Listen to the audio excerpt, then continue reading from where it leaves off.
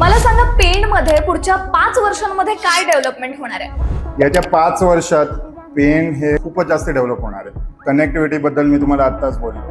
त्याचप्रमाणे Raigad Pen growth centre हा नवीन project चालू होतो. फक्त प्लॅनिंग स्टेजमध्ये आहे. तो एक या जुलै ऑगस्ट पर्यंत त्याचं प्लॅनिंग होईल.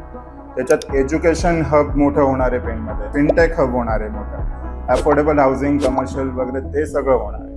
त्याचप्रमाणे रोहा इंडस्ट्रियल झोन अगदी जवळ आहे पेणपासून, एक 40 ते 50 मिनिटावरती आहे. तिकडे मोठमोठ्या फॅसिलिटीज होत आहेत. प्लस तुम्ही बघाल तर JSWची आत्ताची वडखळची फॅसिलिटी आहे ती अजून 1.5 वाढवत आहेत. त्या ह्यांनीच ते खूप मोठी त्याची जी डेव्हलपमेंट होणार आहे त्याची लोक तेवढीच येतील तिकडे. त्याप्रमाणे ते लोक पेणमध्येच बघतील. तर ती ओव्हरऑल डेव्हलपमेंट जी गावापासून सिटीकडे व्हायला लागते ती सगळी येत्या 5 वर्षात होणार. तर माझ्या माहितीत मी उल्वा बघितलंय.